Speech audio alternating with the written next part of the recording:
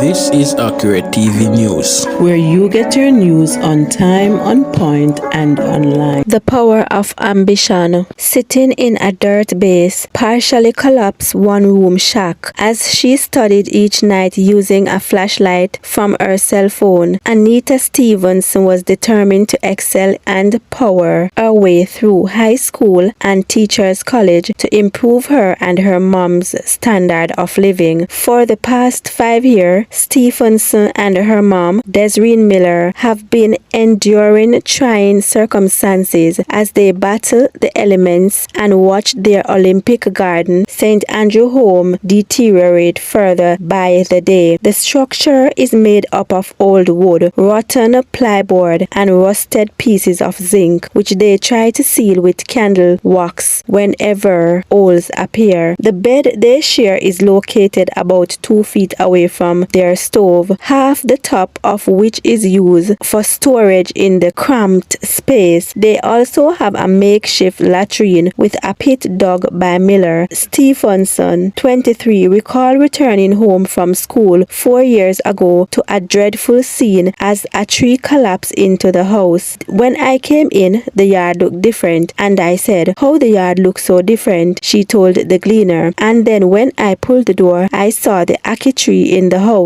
and I said, "All right, it is what it is." Despite the struggle, she was able to pass her Caribbean Secondary Education Certificate and Caribbean Advanced Proficiency Examination subject. She has just now completed a degree program at Shortwood Teachers College and is looking forward to her first job as an educator come September. When I started to scout for college, the house was still like this, and I was saying, how am I going to pay for college? I didn't have any money, but my football coach from Camperdown High, he said Anita apply for Shortwood Teachers College, she recalled. After applying, she got a call from the football coach at Shortwood informing her of a scholarship opportunity. That is how I got the start to go to college, and this is my last year, a relief, Stevenson said. Studying in the Ramble Shack home was no easy feat, she said. It's getting worse because when the rain comes, it wet the board, and when the water flows, it damages the furniture. So majority of the furniture in here is damaged, Stevenson said, noting that food items are kept in a barrel to protect them from the elements, but even then, weevil gets into them. Some of the time, we have problem with roaches, so sometimes the roach will fly in, especially at night. A lot of roaches, she said. The duo told the Gleaner that their church family assists them greatly with their daily need and to get Stevenson through college. Miller explained that it was after they were evicted from a farmer-rented property that they made their way to this location. When I get here to lease, I came and chop it down myself and burn it. I get some stick and zinc and nail up, and people give me pieces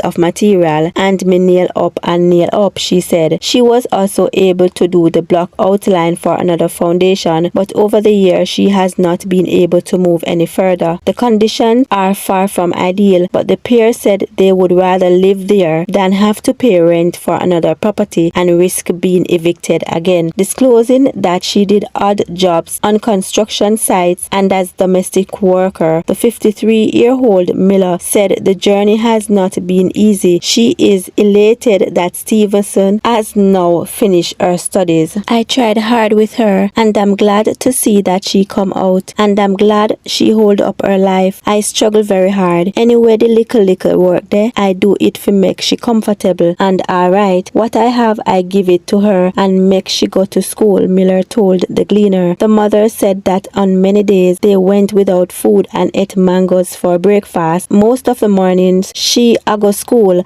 a mango. Most of the mornings early, me run go under the mango tree and pick up mango and bring it go to work, she said. Most of the days, them when she come from school, I don't have nothing to eat. She would go for a cup of shrimp and hot it for me and her and say, "So mommy, you stress?" Me say, "No, I don't stress, but I don't want she know." Miller recalled that because they did not have electricity, she would inadvertently burn Stevenson uniform with a clothing iron after after eating it on the stove. Every minute the uniform burn up, and when she go school, she tell the teacher say me burn it up. Me never do it for spite, but the iron too hot and me in a haste most of the time, and it just catch a fire. And me tell her me can't do any better, and she sew it up and she go school same way, and she no watch nothing. Miller said, I don't want she suffer like me and go through no struggle. She a pass the worst and she a come out to something. So me just thank God for everything, Miller added. Miller said that she used humor to cope with her trying circumstances. Enough of the people them no know still, cause me there work and I give joke same way and I laugh, but them don't know deep down in my heart how me feel, she told the Gleaner. Sometimes me feel breakdown, and sometimes me say, Lord Jesus, how are this? And me say, how some people mad? And me say, you know what? I better me go road and laugh and give people joke. She said she admitted to feeling hurt when people would see her poor living condition and label her as mad, adding that she is happy the negative comments from persons in the community did not derail Stephenson's journey to success. Miller is not asking for any handout and believes that 2022 is their year of victory, as her daughter will be starting her first job as a teacher in 2 weeks. Please guys, remember to like, share, and if you have not yet subscribed, please do so. Thank you.